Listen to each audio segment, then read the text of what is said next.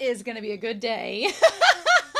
Because we have The Summer Hikaru Died, episode 7. It's Romania Black. I've got my iced coffee here. And some comments from episodes 3 and 4 that I want to talk about with you all. And we're diving into episode 7. Last week, Asako was the main focus. She has kind of figured out that Hikaru she thinks he's possessed by a ghost, but has kind of figured out Hikaru's secret.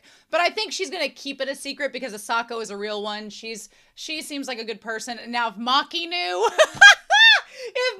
he'd probably walk past Tanaka and be like, "Do you see that ghost over there that's possessing a kid?" And Tanaka would be like, "What?"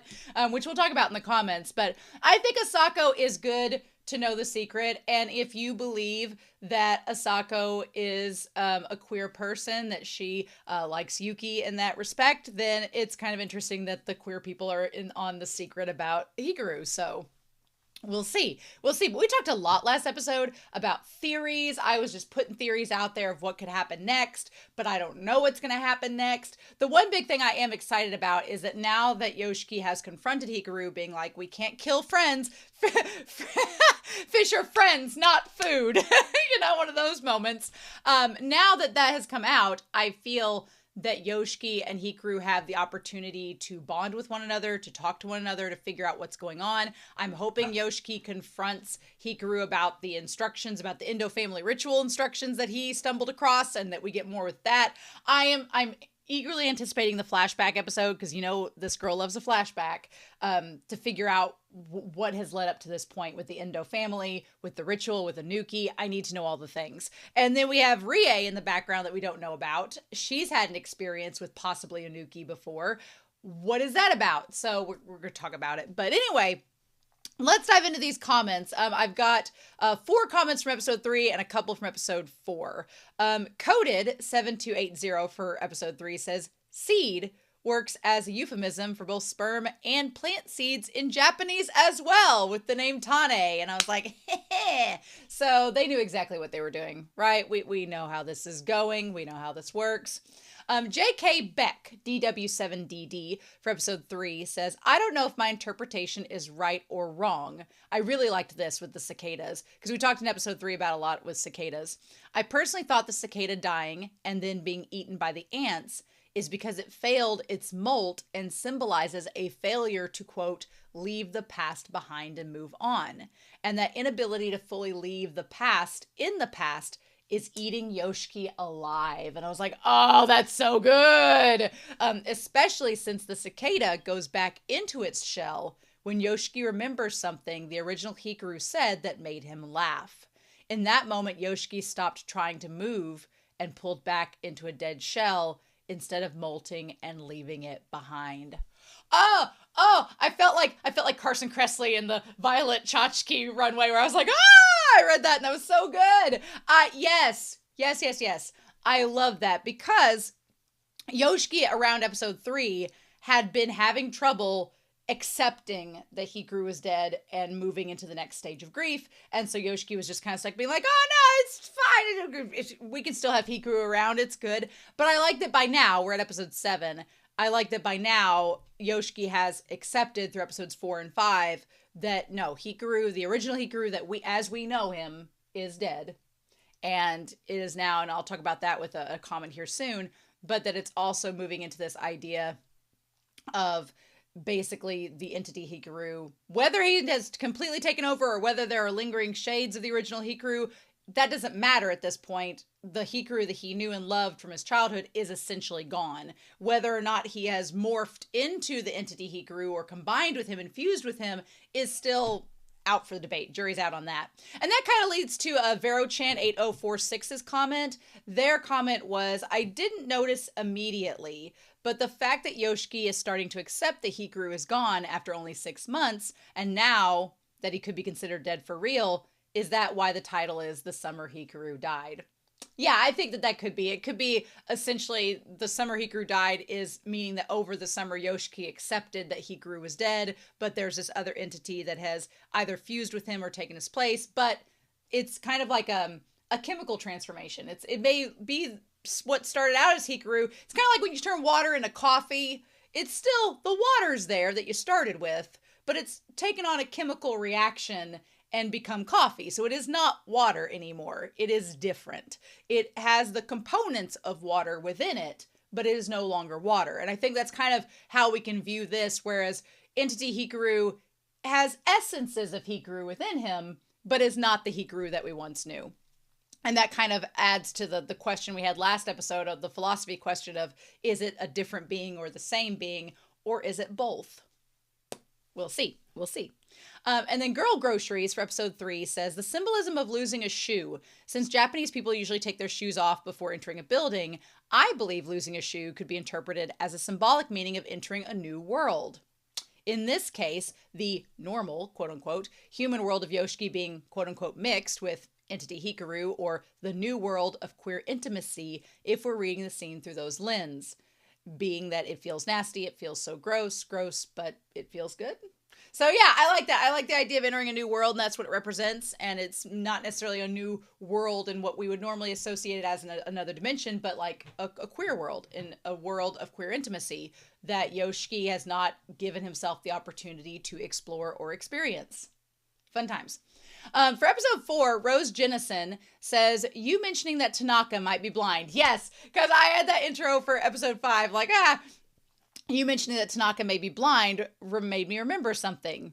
When he was looking for the closet monster in the first episode, he held the hamster cage up and moved it around a lot.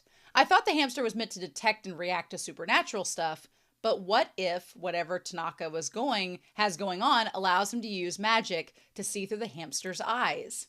Maybe he uses the hamster as a seeing eye dog, just one that's more compact and easier to travel with. Oh, and I know, Rose Jennison, I believe you are anime only like myself, because the mods approved that comment. I believe you are. So here's the thing. I love that theory so much. I love it. It makes all the sense, because earlier we've seen that Tanaka keeps that hamster with him wherever he goes. There was a shot where Tanaka was holding the hamster. I think it was episode 5. He was holding the hamster. The hamster was looking at him. He was looking back at the hamster. So I'm like, does he see himself through the hamster? I'm like, it would make sense, because he has been very keen on the hamster not getting hurt. He's like, don't touch the hamster. Don't touch my pet. Don't do that. But he's an exorcist. So it could be that he's done some kind of ritual to make the hamster have his eyes, and so that he can see through the hamster. I think that it is. Otherwise, if it was something as simple as, oh, I could just train another animal to detect spirits, I don't think he would be as keen. I mean, he may be a soft-hearted guy and want to protect the hamster, which is great, but if he could just train another animal to detect spirits, I don't think he would be that protective of the hamster. But the fact that the hamster's been with him always, and maybe in the car he has the hamster propped up where he can see the road too, it would make sense. So it would make it to where he could drive. Yep. Okay. That's crazy. But also him sacrificing an organ to create a barrier is also crazy. So I like that theory, Rose. I'm going to go with that theory for now. We'll see if it's tested. If the hamster dies and suddenly he can't see, we'll know. But we'll have to wait and see what that's like. But I really love that comment and that theory. And then Moomin Komet for episode 4 says, I can understand what Yoshiki is feeling. Looking at Hikaru's face, searching it for a sign of life and not finding it. I'm sure he was memorizing his face. You just do that. And Moomin was talking about when Yoshiki found Hikaru out in the woods and had died. And I totally agree. Like, he's just trying to, memorize his face because it could be the last time he sees him. And then Moomin says, I'm glad Yoshiki cried remembering how Hikaru originally was. It's a start. Yeah, I think part of coming to terms with that grief of Hikaru dying is Yoshiki realizing that Hikaru was not only a support for him, but really was caring for him and open and understanding of his sexuality and accepted him for who he was. Which, here's the thing, just being a presence for somebody in the queer community is so important. Sometimes students that I have, some of them feel like they don't have anybody they can relate to because people don't talk about their sexuality if it's different than the hetero norm. So I feel it's important to have a friend or a confidant or someone that is a safe space for you to be able to express yourself genuinely, because we're humans. We want to express ourselves genuinely. And if we can't do that, we suffer for it. So I feel like Yoshiki having Hikaru be that support system for him is so important. And losing Hikaru is devastating, because that's his net, that's his support, that's his friend, his support network, it's everything. So I think it's also important in that episode, in episode 4, that Hikaru's like, well, but I'll be here for you and I'll protect you, but I really want current Hikaru to acknowledge that he's accepting of Yoshiki for who he is as well. And I don't think we've gotten to that point yet, but we're getting there.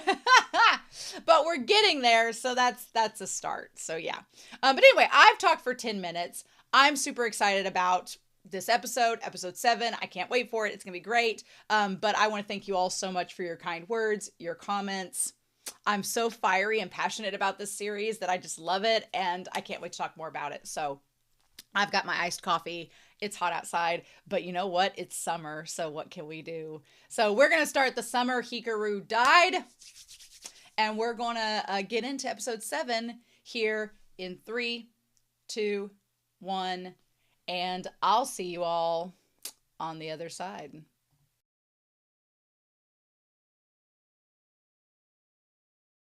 When I tell you all the innate sense of dread that this episode gave me, oh my god!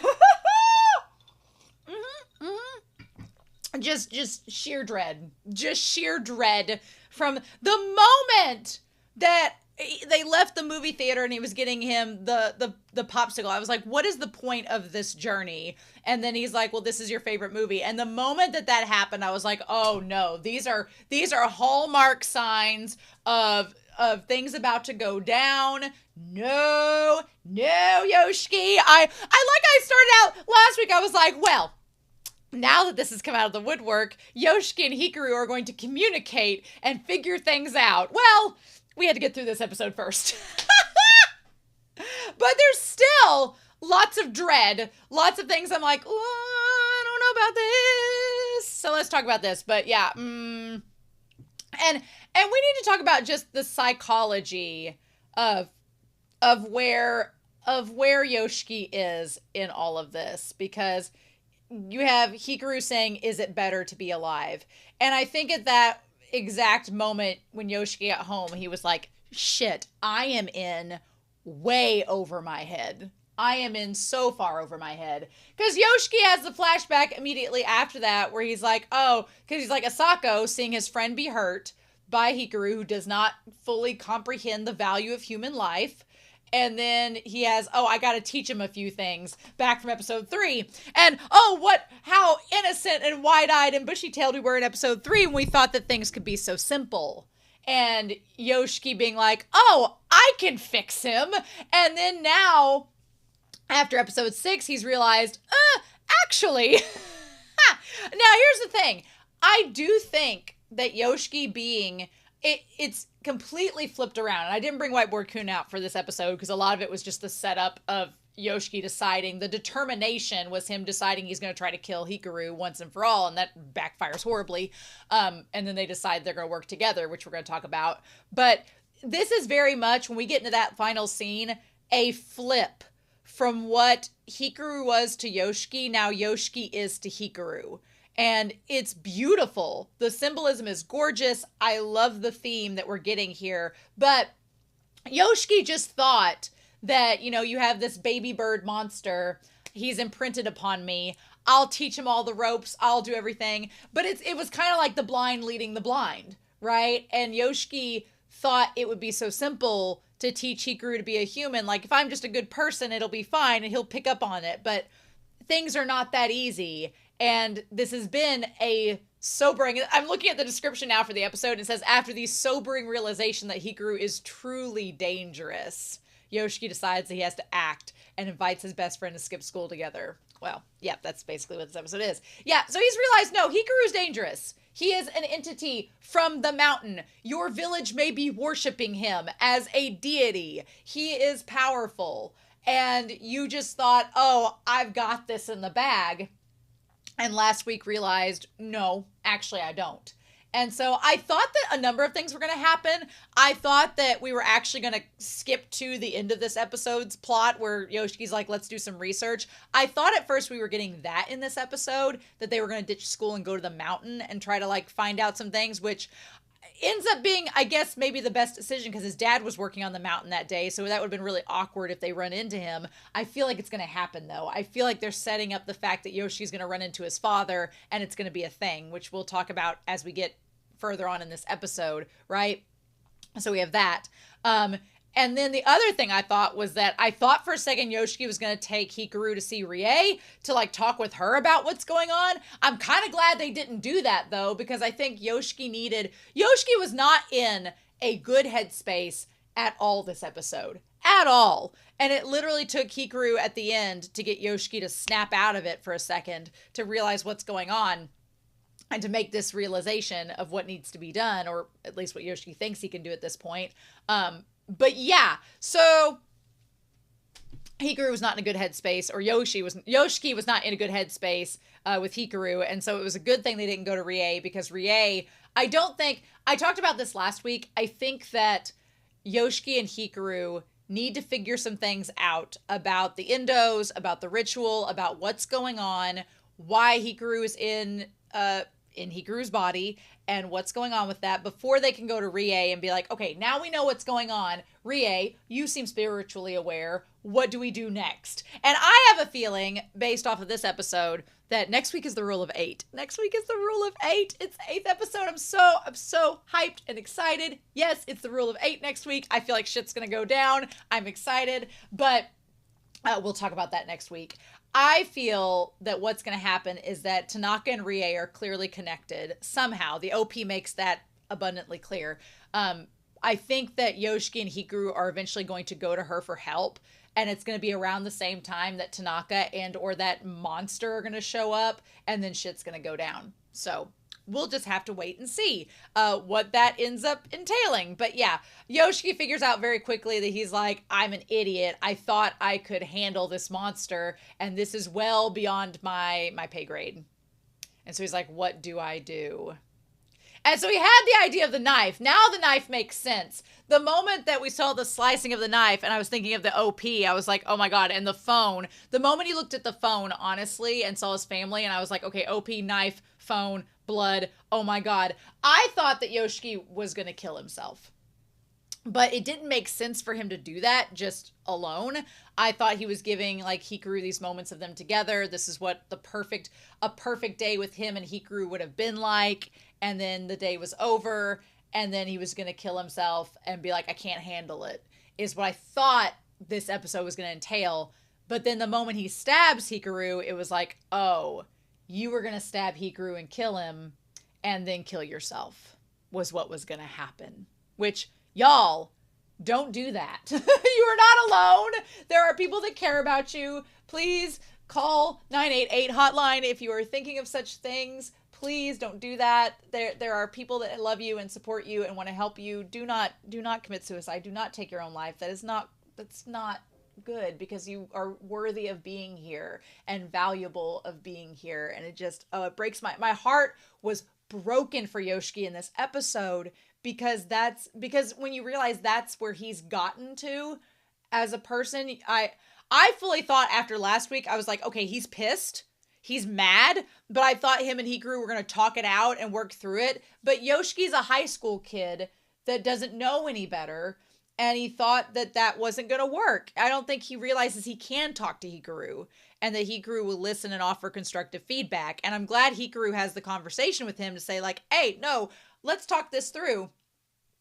But what he was planning was he was going to stab Hikaru, and then obviously when his parents find Hikaru's body there with a knife through it, they're going to be like, you murdered your friend. And so Yoshiki was going to kill himself so that they both went out together in this Romeo and Juliet style outro. And I'm like, no, God, no, Yoshiki, no. So I'm glad that didn't go through, but my heart was in my stomach the entire episode, and it just kept getting more and more dreadful and more like just somber and sobering. And I was like, I was dreading the end of this episode. And so I'm glad that they worked through it again to lead into next week, because I don't think my heart could have handled if we had ended up with him stabbing him and we just cut off there. I don't think my heart could have handled it. I would have just freaked out. Because I can't watch ahead. I'm watching this week to week with you all. It's for better or worse, right? But yeah, oh, Yoshiki. And then him getting up and looking at his phone and seeing his family, which honestly, I mean, they kind of do look like the mom and the dad, like they definitely have their dad's eyebrows and eyes. But they take after their mom as well. So, and the dad just, again, the dad looks very unhappy in that photograph with them because he, is not happy with the life that he's chosen. And he's like, it's time for school, Hikaru. The show is so good at ambiance. The show is so good at atmosphere and ambiance and capturing this feeling of dread and tension and awkwardness, because this whole opening scene where Hikaru and Yoshiki are going to school, there's so much tension and awkwardness. And Hikaru doesn't know what to do with it, because Hikaru's like, I'm used to being in this body of a kid that Yoshiki gets along with, and we have a grand old time. Is he not mad? What do I do about this? And watching Hikaru stumble this episode and trying to navigate human emotion was really, really good. And when they're walking to school, I expected, if it had been the OG Hikaru, he would have apologized and been like, hey, he would have stopped Yoshiki and been like, hey, can we talk about yesterday? We didn't get a chance to talk about it. Can we talk about it? You're clearly mad. What's up? But entity Hikaru, Inuki, doesn't know what to do. And so he's just like, I'll make it a joke, because he's like, I wonder how the concert's going to turn out today. He. Like, he just wants to make a joke out of it because that's all he knows to do. That's like, it's a coping defense mechanism, right? And he's like, did Hara give up on us? Do your best no matter what the outcome. And that's when Yoshiki stops and he's like, hey, do you want to just skip school and ditch today? And Hikaru's like, no, not really. So let's get past this OP. I feel like we've slowly gotten to where we've gotten through most of the OP at this point, especially with the Master, which is the Hunter x Hunter reference, the Master vibes, and the knife and the phone. Now it's anybody's game, because now we've pretty much gotten through most of the OP at this point. So don't know what we're going to do next, which is exciting. So what's interesting is about Asako, I do love the music teacher being like, no lip syncing. Oh my God. We're not going for the gold. Which he would have been in charge of teaching all of the classes the songs. So that's just really funny. Mm-hmm. He's such a music teacher. Very music teacher vibes. So yeah, Kibo Gayama choir concert. So here's the thing. Asako is hot and wondering and just thinking she's lost in her own head. And Yu's like, hey, Asako, good morning. And when she taps her, she was like, oh, you're here. So I don't know if Asako was just distracted because of what happened the night before, where she's just kind of still thinking about what to do. And she's like, I said hi. And she's like, I couldn't hear you. So I wonder if her intense hearing that she was able to have before, if encountering Hikaru took that away from her. Because Hikaru, I don't think Hikaru reached her. I think she fainted before any of that happened. But did Hikaru take back whatever spiritual awareness she had, or put a barrier on it? Or that's the thing. We don't know why she couldn't hear. Something seems to be off with Asako after encountering Hikaru. So that's the question. Like, did he place a barrier on that? Which is so problematic, because if she can't hear the spirits, is she going to be preyed upon? Because Asako has always relied upon her ability to connect with spirits. And I thought last episode, I was like, okay, maybe Asako will be able to detect that monster before it shows up. But if she can't hear anymore because of that encounter with Hikaru, she could literally be put in danger because of that monster roaming around. I don't like that. That's not good. No. So I guess we'll figure out. She's like, guess what our boys in the class came up with? They want to add choreography to the choir performance. I don't go sneeze. Chew. But, oh my God, Maki with the glow sticks. Maki with the glow sticks and the rap is partial secondhand embarrassment and cringe. But also, do I think a guy in my high school class would have done the exact same thing? Mm-hmm. This was such a very high school boy thing to do. And I honestly could see this happening. So I think it's cute that they had the guys being like, yeah, we can do that. Let's do it. Like, there would be guys goofing off in my class that would do the same thing. You're the coolest, Maki. They're pushing our luck. I like Asako's like, we've got to stop this. So I don't know. It's hard because there's times with Yuki where she's like, he's a moron. And I could tell that she's just like, ew, like grossed out by him. But then there are times where she kind of flirts back to him. So I'm like, what do we do? Also, Yuki and Asako have the two hair barrettes that match. They're just different colors. They're complementary colors. I cannot make my mind about what to do.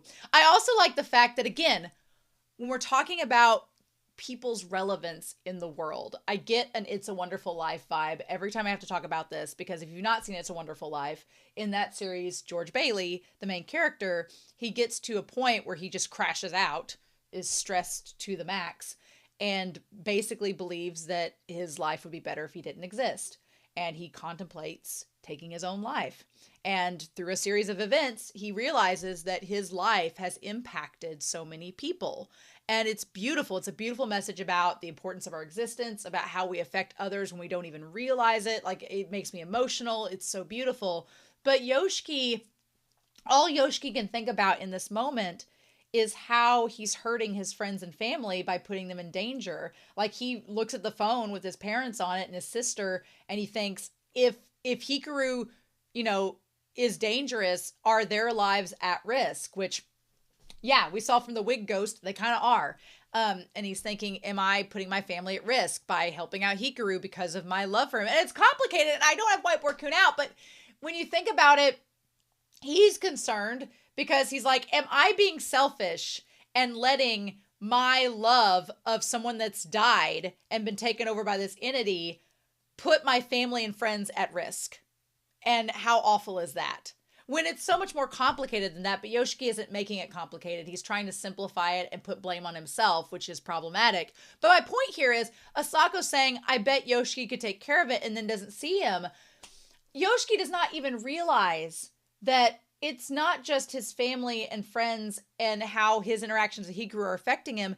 Yoshiki has value, and people love and care for him, regardless of his own identity and his sexuality and things like that. Because, like, the fact that Asako's like, Yoshiki's an anchor that could talk the boys out of doing something stupid proves that he has value amongst his friends and he has worth as a person. And it broke my heart because I'm like, I don't think Yoshiki realizes that. I don't think Yoshiki realizes how important he is to his friends. And he just thinks that he's a burden, which is not true. And it just broke my heart this episode to see him not realize that value that he carries.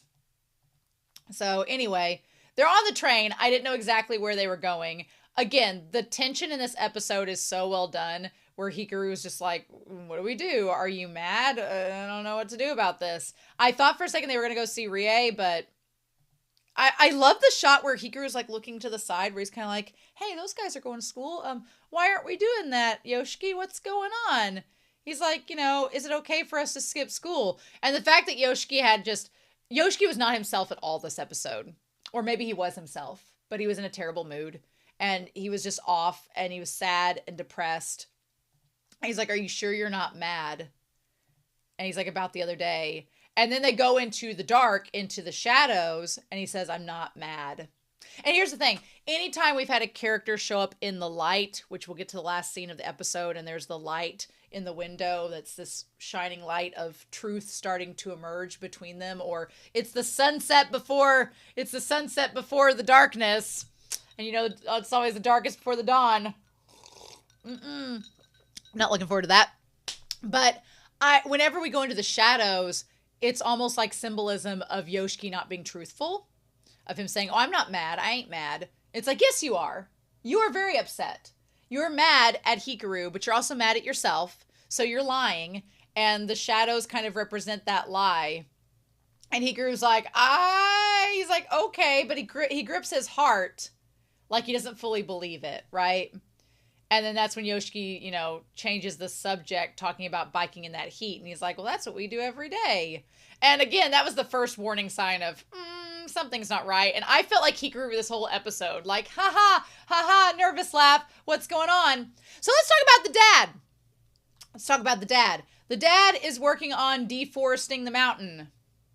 I feel like Fern Gully is gonna be represented in this. We've got like an eco message of don't tear down the forest or entities might come and wreck your shit in your village, But we have this new guy show up, right? The new guy shows up. He's like, good morning. And he's like, today's a scorcher, huh? He's like, I look forward to working with you again today. So he's like, oh, are you getting used to the job yet? And he's like, I'm getting the hang of it. And here's the thing, Yoshiki's dad is this guy that works on trees and stuff. He seems pretty happy in this episode, alone on a mountain with another man who, judging by the context clues that this man is new at the job, may not know Yoshiki very well. And so he's able to put on and project this persona, perhaps. But there's a lot of this episode I was like, okay, dude. He's like, it's hot wearing a helmet in summer. Can't we just wear a hat? And he's like, no, safety first, no cutting corners.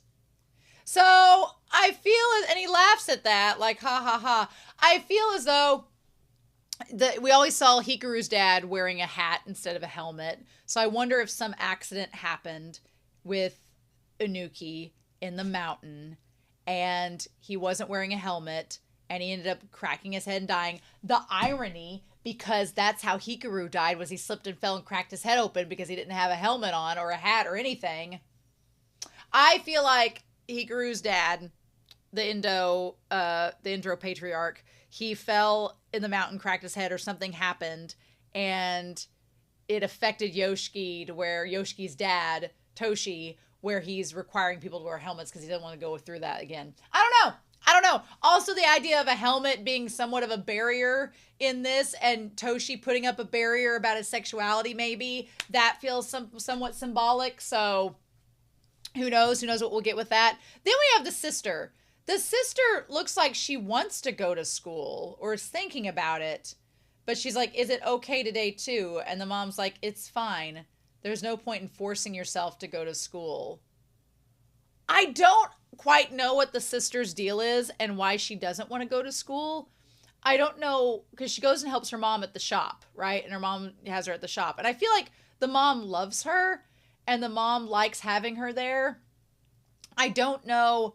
But the mom is not asking her to go to school or remotely interested in the idea of her going to school. So again, I didn't bring White Raccoon out. I probably should have about this. But I don't know if it's one, I don't think it's like a Munchausen by proxy or anything like that. I don't think it's that necessarily, which is where a parent will try to convince their kid they're sick so that they are dependent upon them. It's more complicated than that, but that's the main gist of it. I don't think it's that. I don't know if the sister is being bullied at school and the mom is like, let's not go there. You can stay with me. You don't have to go to school. You can be a truant student, whatever. And that's just how it is. Because in Japan, there are truant students where for social reasons, they don't go to school. But the sister doesn't seem socially awkward and she doesn't seem crazy shy. So I don't think it's that. I think of Tatsuki Fujimoto's one-shot look back, which is amazing. I have a reaction to the manga on my channel, and then the movie adaptation is great.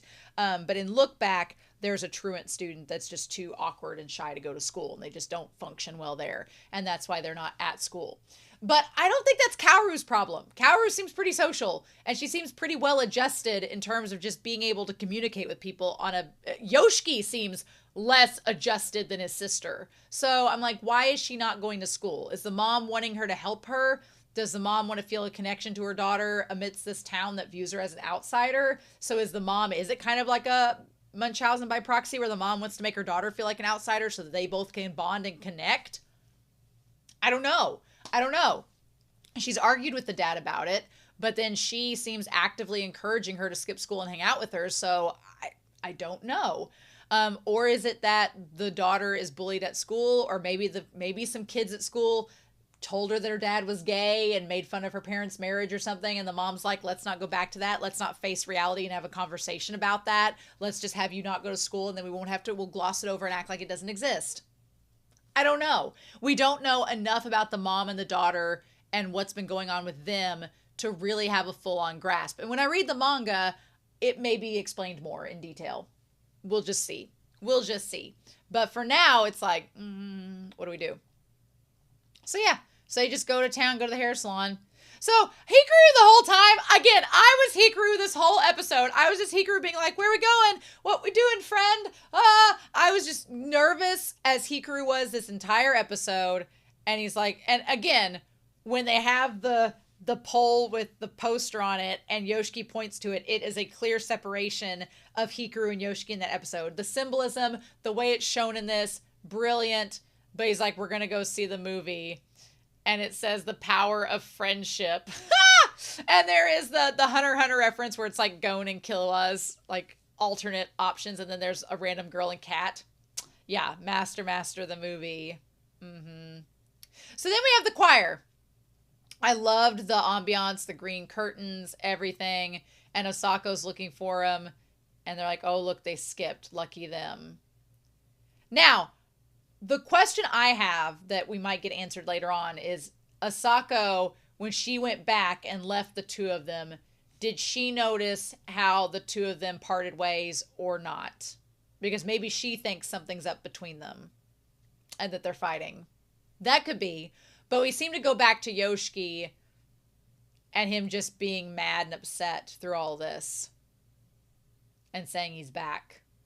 And then we go back to him in his room thinking about what to do and him looking at the phone. Again, he mentions his mother and Kaoru first, and his dad is kind of an afterthought, which feels like his dad is like the least person he's connected to, which the dad kind of confirms in this episode. Things are complicated between them, but he says he's sorry. The moment he said he's sorry, I was like, nope, he's thinking of contemplating taking his own life or doing something adjacent to that. I don't like it.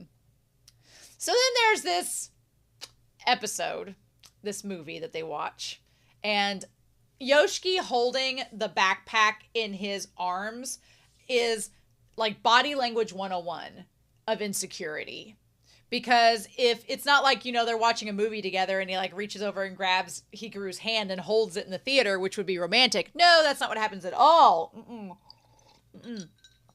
Instead, he's holding the backpack like he's just, I do that myself.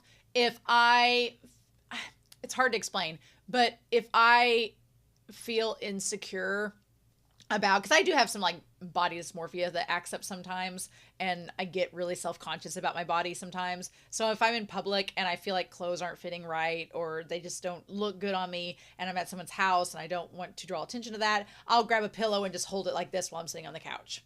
And I'm aware that I do it. I'm aware it's literally me being uncomfortable with myself. And so I will do it to kind of mask that. And that body language that Yoshiki does in the theater with the backpack is literally him feeling insecure or not well about what's happening in the moment. So, or like he's just ready to go. And so he's like, are you not having fun? And Hikaru's like, well, it's not that, but, and Yoshiki's like, well, weren't you dying to see this? But one thing is, Yoshiki is treating Hikaru in this episode like Hikaru doesn't have any feelings because he's viewing Hikaru as a monster. He's viewing Hikaru as a monster and being like, oh, well, you don't value human life, so you don't know what it means to be human, so you're a monster, and so you probably don't feel, so let's just do this.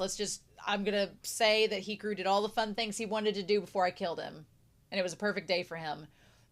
Which is cold and brutal, but you can understand why Yoshiki feels that way, because he feels kind of betrayed by Hikaru, because Hikaru tried to hurt Asako, and he feels betrayed by that. He's like, I thought I told you about how great people are and how we do this. If you were Hikaru, Hikaru would never have done that.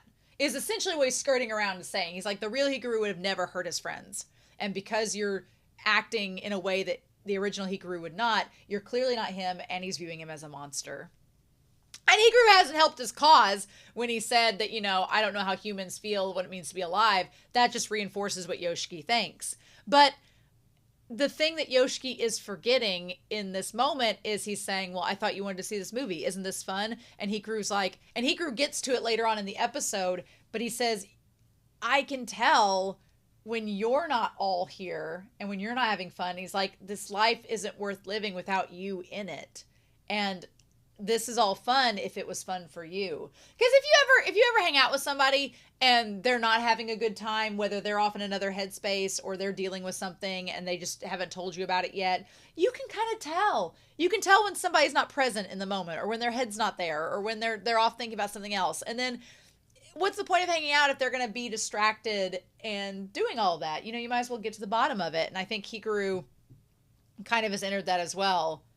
And then the two of them there saying, Somo is my one and only friend.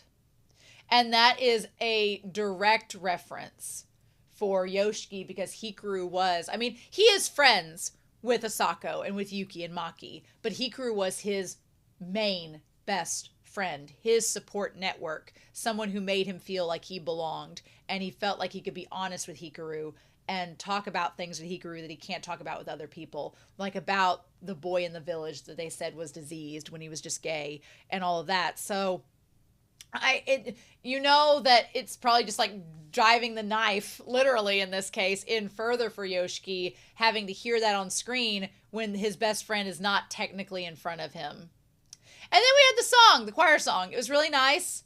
I was very sad that Hikaru and Yoshiki were not present for it. And again, there's this beautiful moment with the choir, and you know, Yoshiki didn't feel the need to go there and have that moment, because maybe it would have, if he had gone that day and interacted with his friends and been there for the choir, he might have not had the roll credits for the title of the episode, determination to go through with his convictions to try to kill Hikaru. And I think that's why he ditched. But so we have this interlude with Toshi, who is a freaking tall man, a tall built man, by the way, and this new guy. Like there's the height difference. If you know BL, you know what I'm talking about. There's the height difference between them. Don't trust and believe. But yeah, but he's like, the one guy's being all goofy and everything, and Toshi's kind of smiling about it. And I'm like, again, it kind of felt like the one guy was acting sort of like Hikaru around Yoshiki, and Yoshiki liking it. So I feel like Toshi and his son are more alike than they realize in a lot of ways, but they've not come to terms with that amongst themselves. The dad is in denial, and Yoshiki might be accepting who he is. So what do we do with that? Meanwhile, the mom is, you know, in the hair salon, and the daughter is helping. And then we have the two of them, like, Hikaru's talking with sparkles around him about how much he liked the movie. Nobody else was there. And then we have them keep singing in the choir. The one music teacher's just like, yeah, we pulled it off. We pulled it off. So then we see the ant below Hikaru, right, of him watching it. It's very similar to episode 1 a little bit. And then Yoshiki tosses him the ice cream. But again, it's kind of half-hearted, because it's like he's going through the motions. Let's just get this over with. Let's let Hikaru have a good day. You don't care anyway, so let's just do it. And Hikaru's like, look, I know that I'm not Hikaru, your friend, but I feel like it's a good thing of what Yoshiki does, in the sense of he kind of treats Hikaru like, oh, this is just what people do, without emotion. And Hikaru's like, but this isn't normal. And it's like, no. And so it's a way for Hikaru to kind of realize the human experience is a little bit more nuanced and emotional. And you can't just treat it like, oh, well, when a person dies, their form will change, so who cares? Because human emotion is important. And he's seeing what it's like to not have that, with Yoshiki kind of just walking him through like, oh, here's what humans experience. Isn't this something? Like, it's so good that they experience that, and that Hikaru kind of understands that a little more. But okay, so then we cut down to the lyric says, joy, dear friend. And it literally is, see that gleaming shadow of our days. Look, can we all agree that when we see the chainsaw, the blade of the chainsaw, and Yoshiki sticking it out in front of him, and the other guy's like, yeah, that is a phallic reference if ever there was one. Like, literally, Toshi is showing off. Toshi is showing off. This other guy's like, cool. Just penis envy, penis representation all over the place. I was like, yeah, you were pretty on the nose there. Uh-huh. He's like, it's huge, right? I don't know if that's to imply, but we're going to take it that way, right? But the shot through the trees of the sunlight, and then like the birds pecking at the food on the phone, and him watching it, and him like talking about the birds. And honestly, like the baby bird metaphor is really good because you see the baby birds eating out of the pan with the feet in it. And Yoshiki, it seems like they're having a conversation. I wish I could have heard what they were talking about, but we don't get to see it. I don't know if it's going to be in the manga or just a montage. We'll find out when we get to it. But I feel like Yoshiki feels like a failed parent to a baby bird. Like he feels like he's failed, right? Then we have, let me talk about this sign for the Cut Perma Hair Salon. Looks like something out of Unaki, this spiral, and looks absolutely crazy. What the fudge? But then, yeah, the daughter like hugging the mom. That part was really cute. I loved that. And then they win the little finger puppets from the OP. Yoshiki wins the crane game. He's like, you did it again. And then the moment he says, take good care of it, and gives it to him, he says, you're the nicest guy ever. Whenever Yoshiki laughs and goes, sure, I'm like, Yoshiki being happy makes me nervous, and it shouldn't do that, but it does, because he's emo and crazy, and him smiling and laughing is a dangerous sign, honestly. Yoshiki can be just as dangerous as Hikaru. But yeah, so the concert gets done. We see the dad working on chopping down the trees. And then we have this insane, like Hikaru's passed out, sleeping in the IKEA that they found, that they've been walking through. And then this conversation is just like textbook 101 of he's about to end it all. And he's like, I just want to let you know that I love you. Love dad. Take care. The tree falling in the forest. My heart pounded into my chest. And he's like, take care. And the dad, yeah, the guy being so excited they knocked the tree down, and Toshi being all excited about it too. I feel like I would like Toshi if he could be more honest with himself, and he seems the most comfortable when it's just him and a man. But yeah, Also, Toshi is built, so maybe Yoshiki will get to that point too. I want to buff Yoshiki, who's going to fight demons and spirits off with Hikaru. Can we get that, please? But yeah, yeah, the whole phone dropping, and now the screen's cracked in the corner and everything. So, like, they never showed up, did they? We'll have to give them the video that Hara took. So then the guy has the conversation with Toshi and says, watching a tall cedar fall gets the adrenaline pumping. Leave it to these men to be destroying shit and getting their, like, adrenaline going. The thrill of it all. And he's like, you know, have you told your son about it? And he's like, oh, he's too old to get excited like that. And he says, I barely talk to my son. And he says, well, it's complicated. I don't feel like it is. I feel like it doesn't have to be. You know, you don't have to make it complicated. And the sister, she picks up on something's wrong. She's like, wasn't he a little bit softer than usual? And then the mom, she's like, oh, did that mean he skipped school? The mom's kind of ditzy. But, you know, I like the mom. She's kind of ditzy, though. Maybe. And you know what? You know what? Maybe her being oblivious to the fact that he skipped school until it was pointed out to her. Maybe she didn't notice that Toshi might not like women. Maybe she was unaware, you know? You know? So, I don't know. If Toshi ends up having an affair with the guy in the woods, I guess we'll find out, but I don't know. Then we have this conversation where they reach the river, walking back. He's like, I wonder if it goes to the ocean. Every time I think about the ocean, I think of Attack on Titan, so. But he's like, do you want to go see it? He says, yeah, I'm tired of seeing mountains. He said, you went with Hikaru on the way home from school once in the winter. He's like, I can remember that memory. And then you see the two of them standing next to each other out on the bank looking at the ocean. And they're in the jackets like they were in the mountains. He's like, I'm getting sick of the mountains. I want to go again. Let's go swim and catch some sharks. And he's like, well, sharks aren't easy to catch. And he's like, well, then I'll use you as bait. And he's like, while it's eating you, I'll stab it with a spear. And he's like, well, I would die. And honestly, Hikaru's making a joke out of it. Hikaru would never use Yoshiki literally as the bait. He's making a joke. But I think that only furthered Yoshiki's idea that, you know, Hikaru doesn't understand, and so that just kind of gives him even further conviction. Also, it looks like that Yoshiki's taller than Hikaru when they stand next to one another in this scene, and maybe it's just because of his posture, but I definitely think Yoshiki's going to be taller than Hikaru by the end of all this. He's like, maybe over summer break. And he's like, we've had ice cream, we've had movies. He's like, getting to know all this stuff is a blast. And the thing about it is, Hikaru's like, wow, I didn't know about ice cream and movies and all this. But Yoshiki knows those were Hikaru's favorite things and what he would have liked the most. So again, to add on the angst, it's submitting to Yoshiki that this is not his original Hikaru. This is someone else or something else. And then he's like, but only if you want to, of course.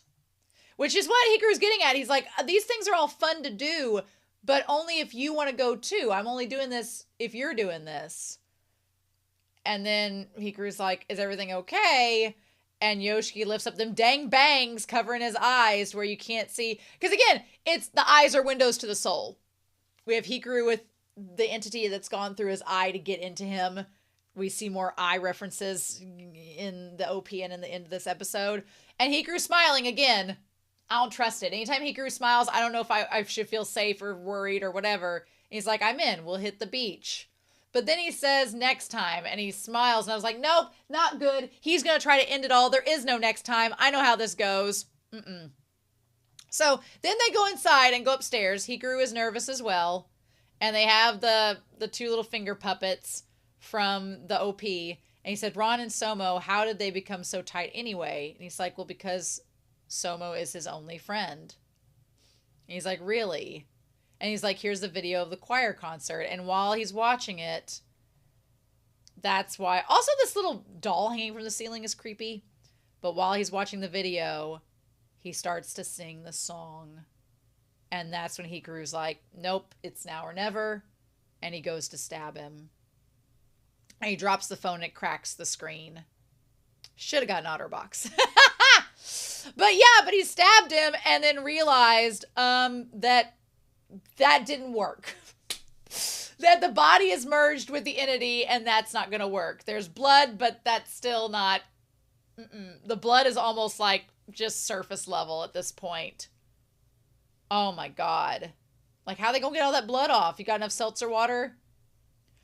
I feel so horrible for Yoshiki because Yoshiki, not only the fact that he was planning on killing himself probably after the fact, but the fact that he had to stab with a knife his best friend, but also knowing it wasn't his best friend and an entity that could kill him is insane.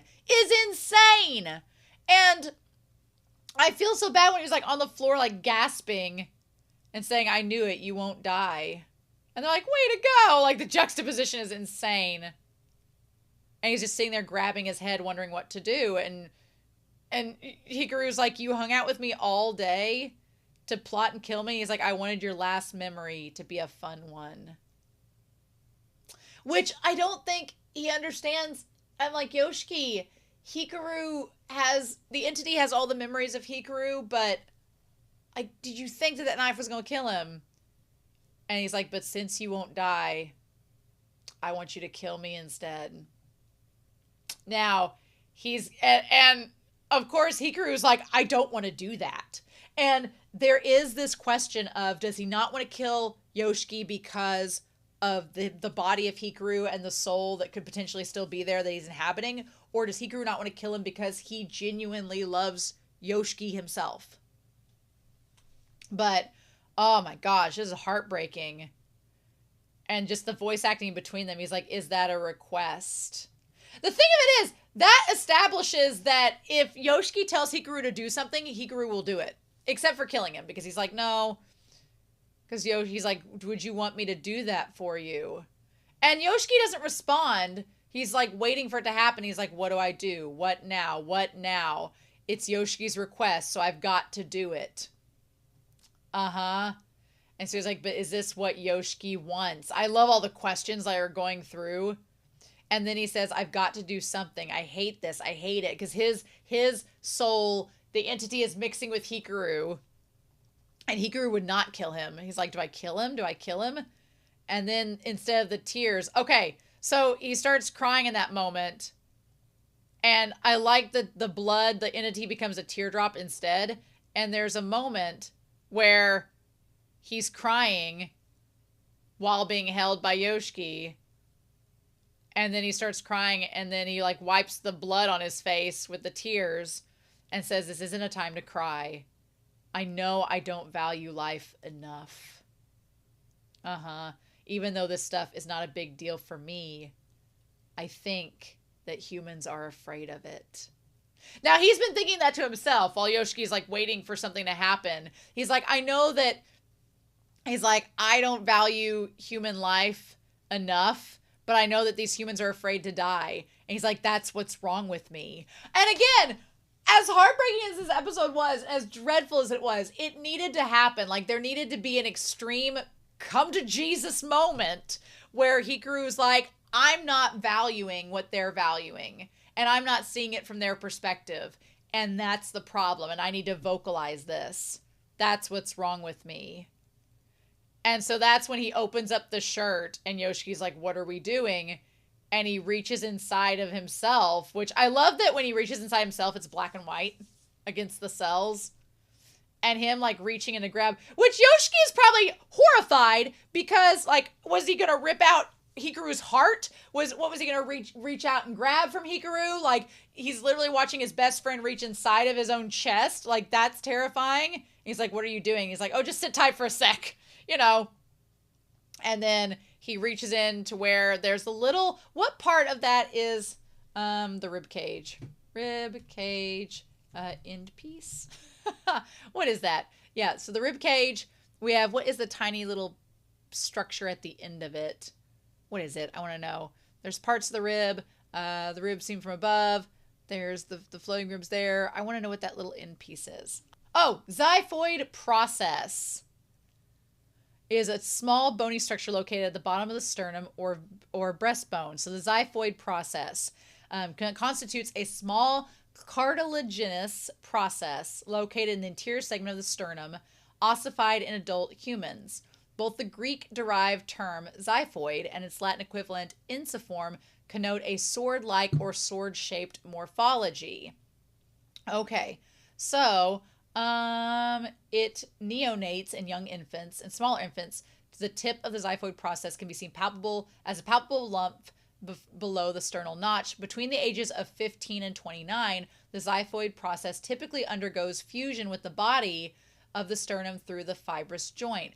Oh, so that's probably why he could rip it off now, because he's not quite old enough for it to have fused all the way. Okay. In birds, it's also an elongated structure following the direction of the keel.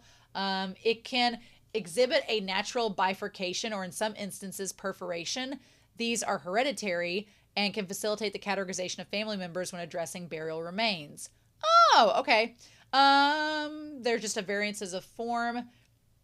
It says that it attaches, reinforcing it. It plays a role in the attachment of many muscles, including the abdominal diaphragm, a muscle necessary for normal breathing. It serves as an attachment point for the rectus abdominis muscles known as the abs. So the fact that he's weakening himself by tearing it off, I think that is symbolism 101, red flag, ominous foreshadowing of Hikaru making himself somewhat weaker, that might come into play when we face Tanaka or this monster. Yeah, I don't know if Yoshi's going to give the bone back to him to bring him to full strength during the middle or climax of the battle or not. I'm sure that's going to happen. We'll just have to see. So it says it's possible to fracture or dislodge the xiphoid process, leading to punctures or lacerations of the diaphragm. It could result in life-threatening internal bleeding. Well, he's already, dead, so whatever. The etymology. Yep, it says the xiphoid originates from the Greek word xyphos, which means straight sword, bearing a resemblance to the process's tip. The Latin equivalent translates to the xiphoid process. The writings of Greek physician Galen referred to os xiphoidus, a translation. In this context, it denotes bone and sword shaped, which the idea of meaning a straight sword and you broke it seems somewhat symbolic in itself. But interesting. Okay, so xiphoid process. There we go. But yeah, he grabs that and rips it off. and then brings it out along with part of his own being. I mean, as a symbolic gesture for him to tear something off from himself, and Yoshiki's like, oh my God, what have you done? And just looks horrified. And then he brings it out, and inside the bone, the little bits of himself are included. And he says, Yoshiki, take this. I love when he offers it to him. That is such, he's like, it's half of my insides. I just tore it out. And Yoshiki's like, why would you do that? He's like, I can't really comprehend. I love that he tells Yoshiki this. I love that he vocalizes it. So good. He's like, I can't comprehend how much a life is worth. But I just made myself smaller, so I can't kill people as easily. Foreshadowing, that's going to be a problem later, but we'll talk about that when we get to it, I'm sure. He's like, why? And Yoshiki's like, and I love Yoshiki's eyes trembling. He's like, why would you do that for me? I literally just tried to kill you. Why would you do that? And Hikaru tells him, you know, he says, I don't know what I am. He's like, I don't even know exactly what I am. I don't think I had emotions before coming here either. So that in itself establishes the idea that he was like, I was just an entity roaming around without emotions, just this entity that just was lonely and would attack other beings.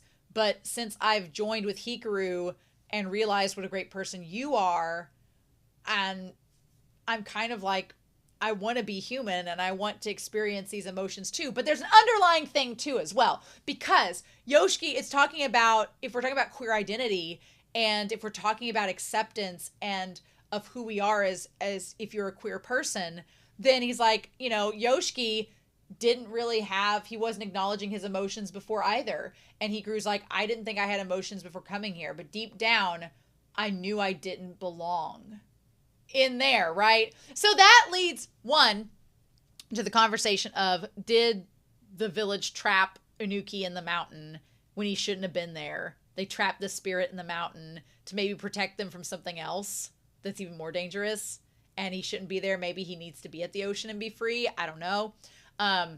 But also that feeling of not belonging is exactly what Yoshiki's been going through, where he knows that the town is fine. It's not, you know, a hellscape, but he's like, I don't belong here. And Hikaru is saying the exact same thing. And so he's like, I thought at first I would just kill you if I ever got busted, which is probably, you know, Hikaru saying I would have killed you if I ever got busted.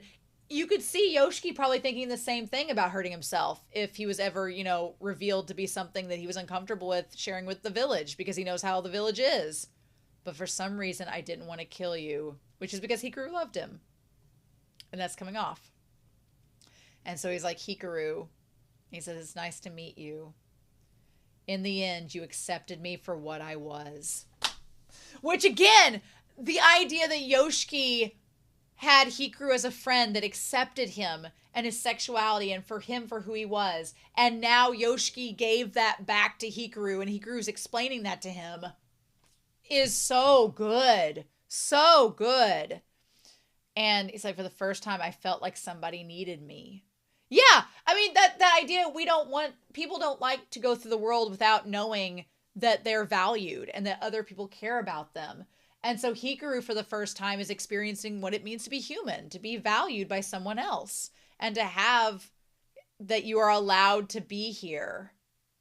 And that is the definition of a safe space, a space where you are allowed to exist. And that is such a conversation amongst people in the queer community, because they constantly are being tested of whether or not they should exist or belong in this world. And Yoshiki had Hikaru to help, you know, before Hikaru died, to prove his existence, his value, and his acceptance and place to be there with him. And that he's like, you can take up space here. And now, inadvertently, Yoshiki has done the same thing for Hikaru.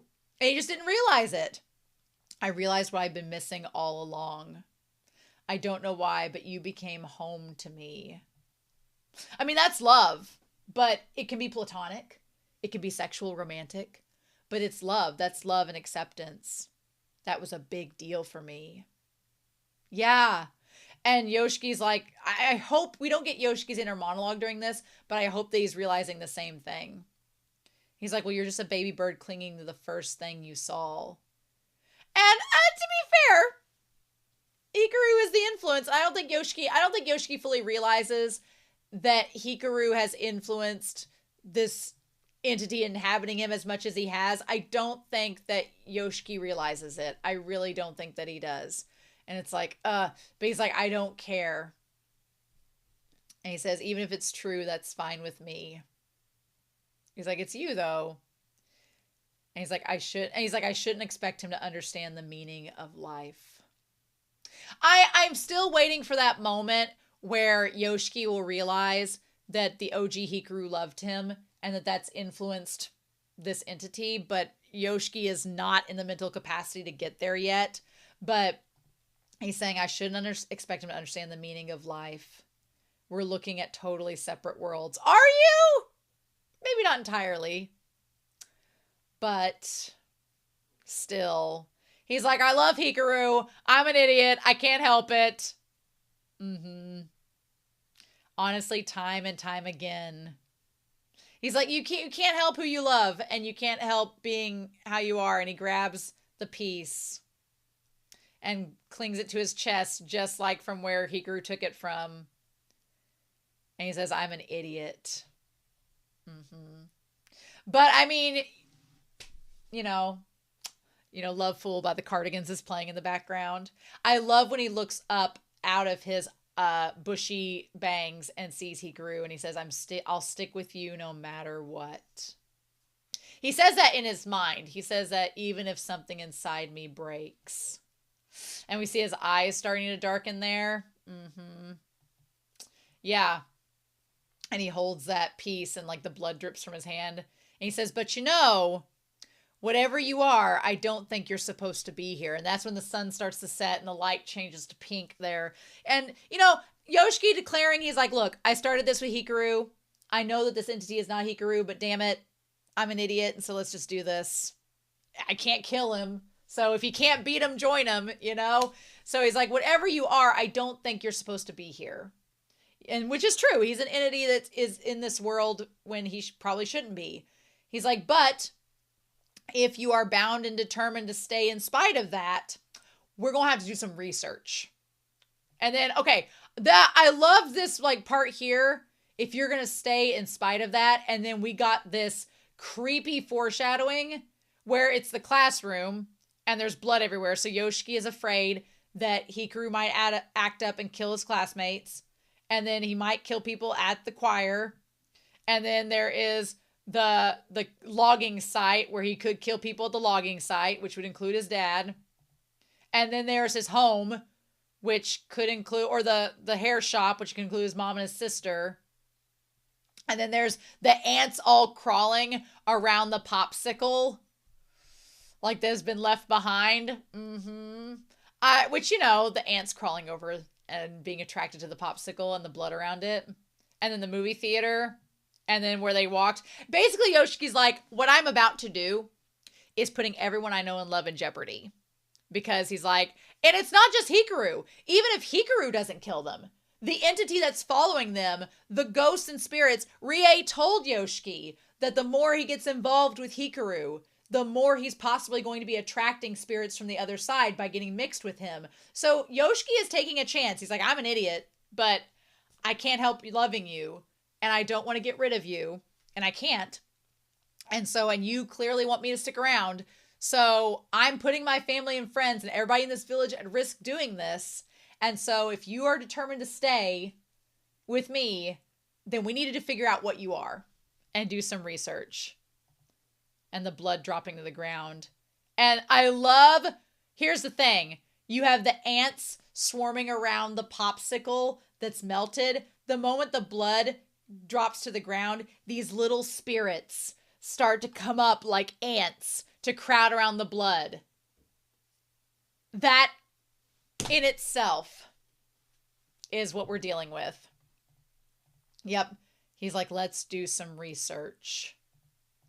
And then you see for a second, like his eye blacked out and he has the blood across his eye like Hikaru did in the mountain. So I don't know if this is foreshadowing. I don't know if this little part with the TV scratching is foreshadowing as to Yoshiki possibly suffering the same ending that Hikaru has, or if like all this stuff is going to happen that was shown here and foreshadowed.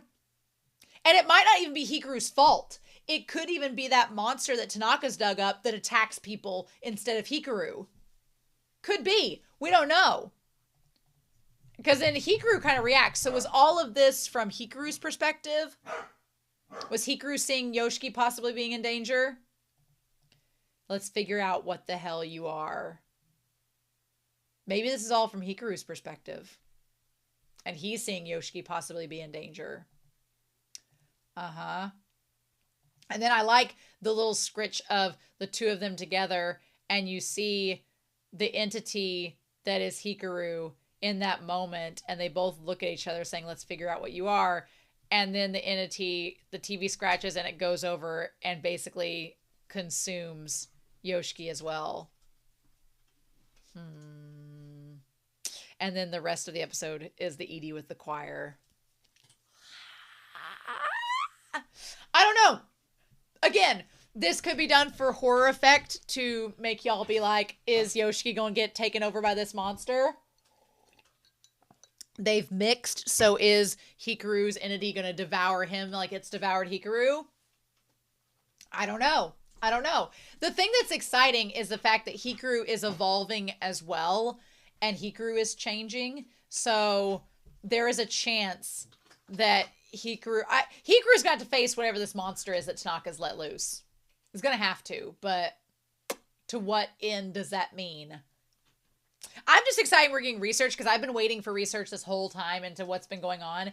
And we'll talk about the rule of 8 next week. But next week I feel like is going to be our turning point from Act 2 into Act 3 of this season. And I'm freaking excited about that to no end. Y'all don't even know. So I'm super excited to hear your thoughts down below. I've talked for an hour about this episode, but this episode was amazing. There's so many theories I have in my head, so many ideas, but we'll just have to wait and see what we get. So with that being said, I hope y'all have a wonderful week. Please be safe, take care, and yeah, I'll be back real soon with more of The Summer Hikaru Died. Bye.